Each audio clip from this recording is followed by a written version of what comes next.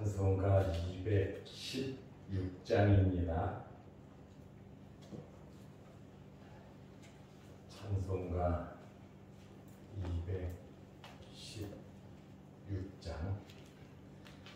성자의 귀한 몸 날 위하여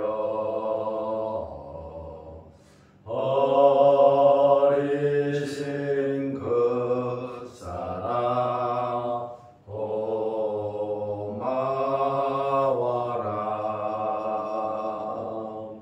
내 머리 숙여서 주님께 비는 말 나무 주님께 바치리까.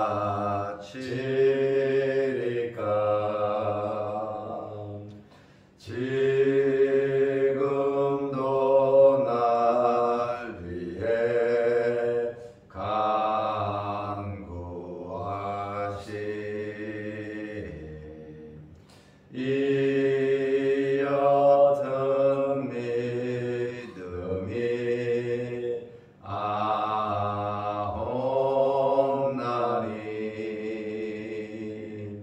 주님의 참사랑 공하고 놀라워 찬송과 기도를 쉬지 않네. 주님의 십자가 나도 지고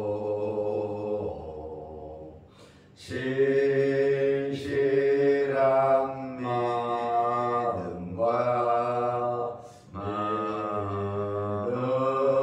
믿음으로 형제의 사랑과 친절한 위로를 네게 나 베풀게 하옵소서.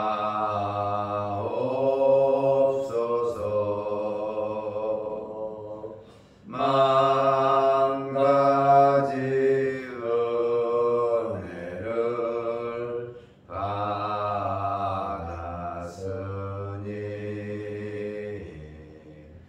내 평생 슬프나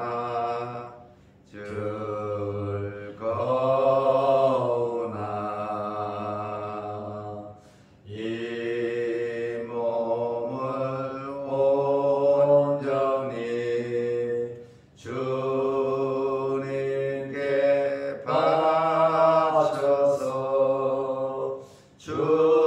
주님만 위하여 늘 살겠네.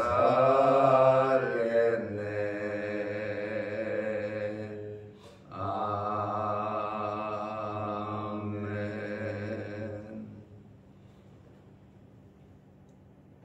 사도신경으로 우리의 신앙을 고백하겠습니다.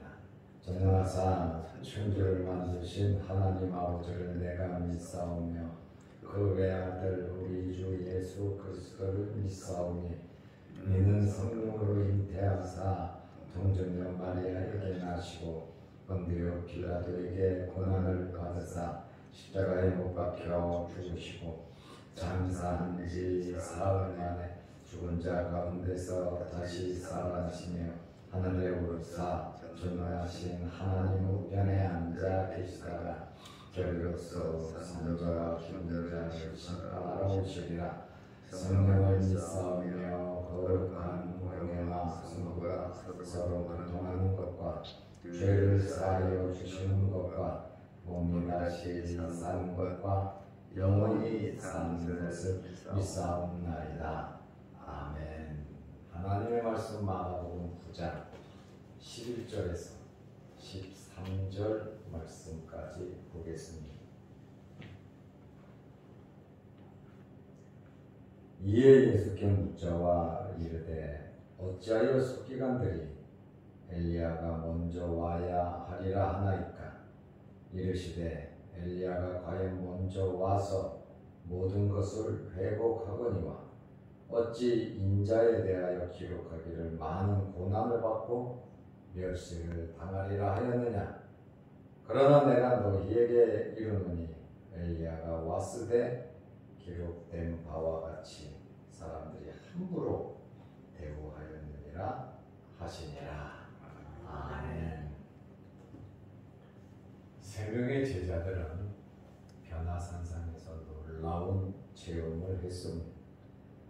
예수님의 얼굴에서 광채가 나고 예수님의 옷에서 빛이 나고 그 어느 누구도 하얗게 할 수 없을 만큼 흰색의 빛이 나타났습니다.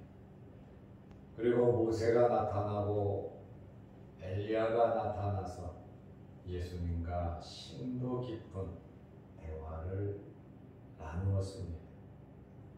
그런데 변화산에 갑자기 엄청난 구름이 몰려왔습니다. 하나님의 임재입니다. 하나님께서 직접 임재하시고 제자들에게 말씀을 주셨습니다. 이는 내 사랑하는 아들이다. 너희는 그의 말을 들으라. 제자들은 엎드려서 정신을 잃을 정도로 그들은 놀랐습니다. 예수님께서 툭툭 치며 일어나라 하니까 제자들이 그때 예수님을 바라보니 모세도 사라지고 엘리야도 사라지고 구름도 사라지고 산에 올라올 때에 예수님의 모습 그대로 돌아오셨습니다.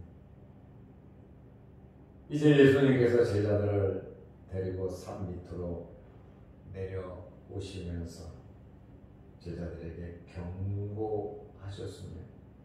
인자가 죽은 자 가운데서 살아날 때까지 본 것을 아무에게도 이르지 말라.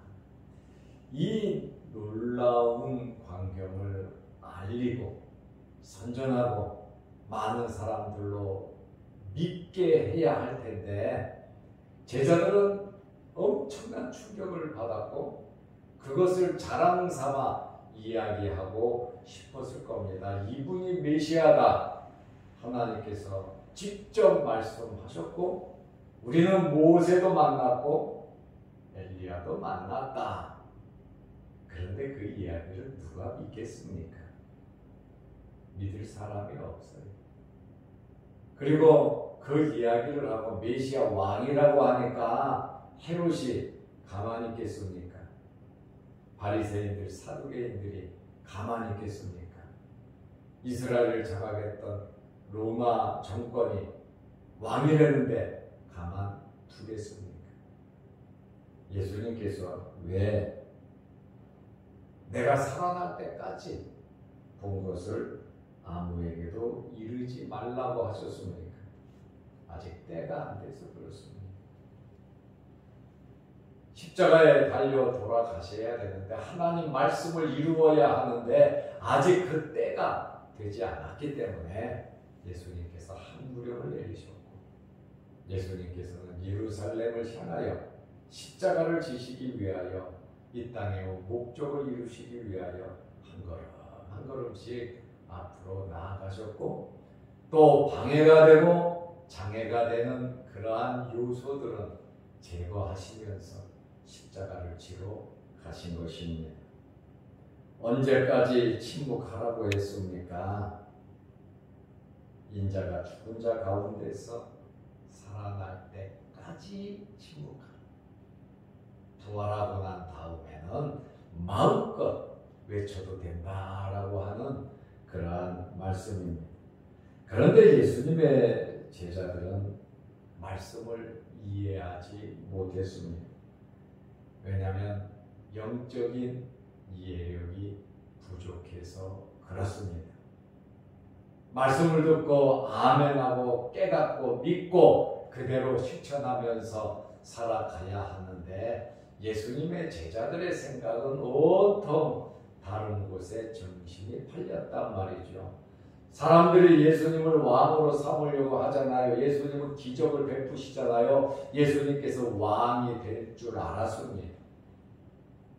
그래서 제자들이 우리는 모든 것을 다 버리고 주님을 따랐나이다. 자기의 직업과 자기의 편안한 삶과 가정과 모든 것을 버리고 우리는 지금 주님을 따르고 있습니다. 그런데 주님께서 죽으신다고 하니까 뜻을 이루지 못하고 제자들의 꿈을 이루지 못하고 선생이 죽는다고 하니까 3년을 쫓아다닌 결론이 나는 죽을 것이다. 그리고 살아날 것이다. 예수님과 함께 3년 동안 먹고 자고 기적도 베풀고 여러 가지 많은 것을 보았지만 이들은 예수님의 제자 중에 빅3 아닙니까? 그런데 이들이 예수님의 말씀을 믿지를 못했고 알지를 못했고 깨닫지를 못했습니다.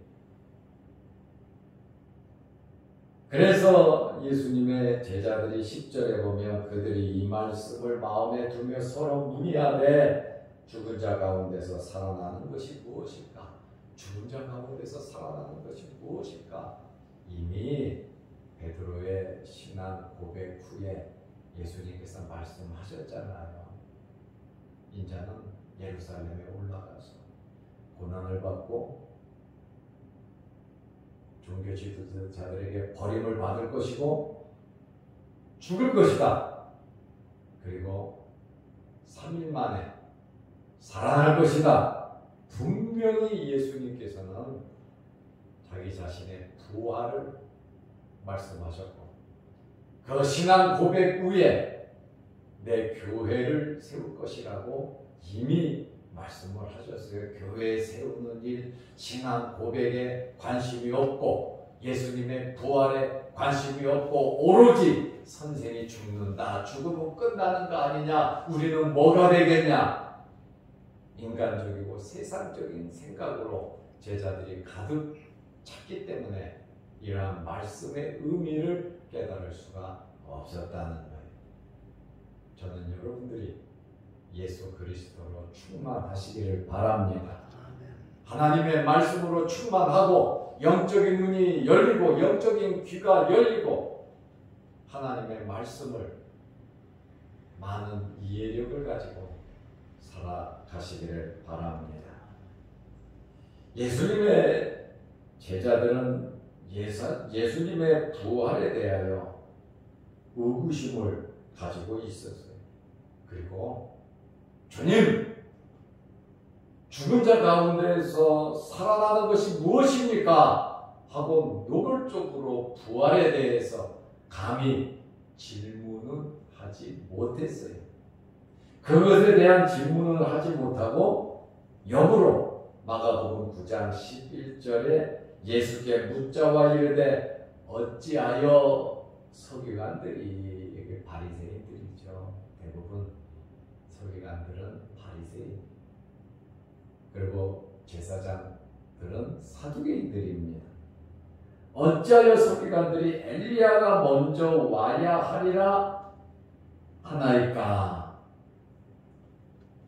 부활에 대한 질문을 직접 하지 못하고 선생님이 메시아라 그러는데, 왕이라 그러는데, 또 하늘에서 음성도 들렸고 모세도 보고 엘리야도 봤는데 선생님이 메시아라면 서기관들이 말한 대로 엘리야가 먼저 와야 하는데 도대체 이게 무슨 말이냐? 엘리야가 온 것을 모르겠는데 어떻게 선생님이 메시아가 되느냐 하고 역질문을 제자들이 하는 것입니다. 어떻게 보면 메시아 그 엘리야가 안 왔기 때문에 예수님을 메시아로 인정하기가 어렵다라고 하는 그러한 의미로밖에 해석이 되지를 않습니다. 예수님께서 이러한 제자들의 질문에 대해서 정확하게 말씀을 해 주셨어요. 마가복음 9장 12절에 이르시되 엘리야가 과연 먼저 와서 엘리야는 이미 왔다. 내 앞에 왔다. 모든 것을 회복하거니와 먼저 와서 모든 걸 회복한다. 그러니까 바리새인들이 가르친 성경 말씀이 맞다는 거예요. 서기관들이 엘리야가 먼저 와야 된다는 그 성경 구절은 맞다는 거예요. 왜냐하면 하나님의 말씀이니까. 하나님의 말씀을 이들은 믿지 못하면서 가르친 거예요. 이렇게 말하는 것은 예수님을 인정하지 못하겠다는 거예요. 엘리야가 안 왔는데 어떻게 예수가 메시아냐. 그것에 대해서 바리새인들도 절대적으로 인정하지 못하는 겁니다. 그리고 엘리야가 올 것이고 어찌 인자에 대하여 기록하기를 많은 고난을 받고 멸시를 당하리라 하였느냐. 인자 메시아가 와서 많은 고난을 받고 멸시를 당한다고 하는 그 말이 있지 않느냐. 내가 지금 멸시와 고난을 당하러 예루살렘으로 올라간다라고 하는 그러한 말씀입니다. 우리는 여기서 하나님의 계획을 알 수가 있습니다. 하나님의 영원하신 경륜, 하나님의 계획입니다. 엘리야를 보내고 이미 성경에 예언된 대로 메시아 하나님의 아들이 와서 구원을 이루는 그것은 하나님의 놀라운 계획의 삼위일체 하나님의 계획이란 말입니다. 하나님께서는 우리는 이러한 말씀을 보면서 하나님의 뜻대로 모든 일들을 이루어 가신다는 것을 알아야 합니다. 그리고 믿어야 합니다. 사람이 믿든지 안 믿든지 받아들이든지 안 받아들이든지 그것에 대해서는 하나님은 개의치 않습니다. 이미 말씀하셨고 하나님의 계획을 말씀하셨고 말씀하신 계획을 말씀대로 하나님께서 이루어 가시는데 사람이 믿든 안 믿든 그게 뭐가 그리 중요합니까? 하나님은 하나님의 말씀대로 하나님의 계획대로 하나님의 뜻을 착착 이루어 가시는 분이십니다. 하나님의 자녀들은 하나님의 말씀을 믿습니다. 하나님의 자녀들은 하나님의 영원한 경륜과 구속의 은혜를 믿습니다. 그리고 그대로 살아가는 겁니다. 우리는 세례 요한의 출생을 한번 살펴봐야 합니다. 세례 요한의 출생은 아버지는 사가랴고 어머니는 엘리사벳입니다. 이들은 늙어서 자식을 낳을 수가 없었습니다. 그런데 특별히 하나님께서 자식을 주셨어요. 누가복음 1장 13절에 보면 아들을 낳을 것이니 요한이라고 하라. 사가랴 집안에 이런 이름을 가진 사람이 없어요. 요한이라 하라. 그리고 요한이 아버지가 벙어리가 되고 아들을 낳아서 이름을 쓸 때 요한이라고 하나님께 계시받은 대로 이름을 요한이라고 기록을 했습니다. 그런데 아들이 태어날 것에 대한 요한이라고 하라 하시고 나서 누가복음 1장 16절에 이는 이스라엘 자손을 하나님 앞으로 돌아오게 할 자다. 누가복음 1장 17절에 엘리야의 신령과 능력을 가지고 일을 할 것을 말하고 있어요. 그리고 주 앞에 먼저 와서 누가복음 1장 17절에 엘리야의 신령과 능력으로 주 앞에 먼저 와서 요한은 주님 앞에 먼저 와서 엘리야의 신령과 능력으로 이스라엘 자손을 회개하게 하고 하나님께 돌아오게 할 것이다. 이미 하나님은 30년 전부터 예언을 하셨고 또 700년 전에 이사야를 통해서 예언한 그대로 하나님께서는 이루어 가신다는 것, 이게 하나님의 뜻이고 하나님의 말씀이고 하나님의 말씀은 여러분 그대로 이루어집니다. 그래서 우리는 말씀을 붙잡고 말씀을 믿고 살아야 되는 것입니다. 이사야 40장 3절에 광야에서 외치는 자라고 말을 하고 있어요. 광야에서 외치는 자가 올 것이다. 메시아가 오기 전에, 크고 두려운 날이 오기 전에 메시아가 올 것을, 광야에서 외치는 자가 올 것을 이미 세례 요한이 태어나기 700년 전에 이사야를 통해서 예언하셨거든요. 그러므로 하나님의 계획과 하나님의 거룩하신 뜻은 하나님의 말씀대로 이루어진다는 거예요. 사람들이 믿든지 안 믿든지 어떠하든지 이 말씀은 그대로 이루어지니까 우리는 이 말씀대로 살아가야 하는 것입니다. 예수님께서 제자들의 질문에 서기관의 가르침을 동의하고 계십니다. 그리고 엘리야가 와서 회복한다. 그 사실에 대해서 예수님께서 인정하셨고 말라기 4장 5절 6절에 보면 세례 요한의 외침을 말라기 선지자도 세례 요한이 태어나기 400년 전에 이 말씀을 예언하고 있습니다. 그러면서 예수님의 말씀은 엘리야가 오고 나서 인자는 고난과 멸시를 받을 것이다. 사람들이 생각하는 정치적인 메시아, 로마를 물리치고 사람을 먹여 살리는 세상적인 왕이 될 것이 아니고 멸시와 고난을 당할 것이다. 그러면서 예수님께서도 멸시와 고난과 죽음과 부활까지 이미 말씀을 하고 있습니다. 예수님께서 엘리야를 세례 요한으로 말씀을 하셨습니다. 마가복음 9장 13절에 그러나 내가 너희에게 이르노니 엘리야가 왔으되, 엘리야가 이미 왔다는 거예요. 왔으되 기록된 바와 같이, 성경에 기록된 바와 같이 사람들이 함부로 대우하였느니라. 엘리야가 왔는데 함부로 대우했다, 이렇게 말씀하고 있습니다. 억울하게 옥살이를 당했고 억울하게 살해당한 자가 바로 세례 요한입니다.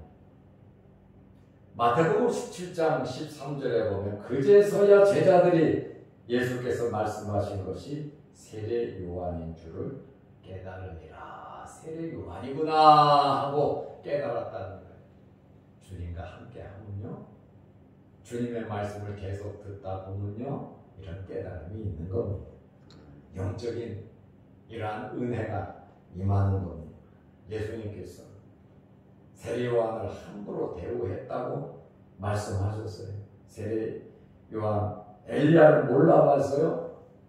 세례 요한 엘리야를 몰라봤기 때문에 메시아를 몰라본다는 것, 잡아 죽인다는 것, 고난받는다는 것, 그게 당연한 것이라고 주님께서 인정하고 계십니다. 우리는 하나님의 말씀의 의미를 알고 하나님의 계획은 하나님의 뜻대로 이루어진다는 거예요. 하나님께서 우리를 향한 놀라운 계획들이 있으십니다. 우리 교회를 향한 하나님의 계획, 저와 여러분들을 통한, 여러분의 가정과 자녀들을 통한 하나님의 놀라운 계획이 있으십니다. 하나님은 말씀대로 저와 여러분들을 하나님의 계획대로 이끌어 가실 겁니다. 우리가 때로는 깨닫지 못한다 할지라도, 때로는 섭섭하다 할지라도, 때로는 이해하지 못한다 할지라도 하나님께서는 하나님의 계획대로, 말씀대로 하나님의 뜻을 이루어 가십니다. 제자들처럼 다른데 우리 마음을 두지 말고 오직 예수 그리스도만 바라보고, 변화산상에서 하나님께서 말씀하신 대로 이는 내 사랑하는 아들이요 너희는 그의 말을 들으라. 우리는 이 말씀을 마음에 새기면서 그의 말을 들으라. 하나님의 말씀대로 살아가서 이 땅에서 정말 잘되고 하나님의 나라 가서 큰 상급을 받으시기를 주의 이름으로 축원합니다. 아멘. 기도하겠습니다. 하나님 아버지, 항상 우리에게 말씀을 통하여 깨달음을 허락하여 주옵소서. 제자들이 너무너무 몰랐습니다. 영적인 이해력이 부족했습니다. 그들은 예수 그리스도로 만족한 것이 아니라 세상적인 생각으로 가득 찼습니다. 그러므로 눈으로 보고 들어도 말씀의 의미를 깨달을 수가 없었고, 예수님께서 부활하신 후에 성령을 받음으로 그들이 깨닫고 큰 일꾼이 된 것을 우리가 잘 압니다. 하나님, 우리 열심히 예배드리며 하나님 말씀대로 살게 하시고 우리의 가정과 일터에서 최선을 다하게 하시고 항상 영적인 깨달음이 있게 하여 주셔서 하나님의 거룩하신 뜻이 이루어진다는 사실을 알고 믿고 하나님 말씀대로 순종하며 살아가게 하여 주옵소서. 오늘 새벽에 기도합니다. 하늘문 열리게 하시고 응답하여 주옵소서. 영상 유튜브를 보며 함께 은혜 나누는 성도들에게도 크신 은혜와 복을 내려 주옵소서. 아멘. 예수님의 이름으로 기도드리옵나이다. 아멘. 하늘에 계신 우리 아버지여, 이름이 거룩히 여김을 받으시오며 나라가 임하옵시며 뜻이 하늘에서 이룬 것 같이 땅에서도 이루어지이다. 오늘날 우리에게 일용할 양식을 주옵시고 우리가 우리에게 죄지는 자를 사하여 준 것 같이 우리 죄를 사하여 주옵시고 우리를 시험에 들게 하지 마옵시고 다만 악에서 구하옵소서. 대개 나라와 권세와 영광이 아버지께 영원히 있사옵나이다. 아멘.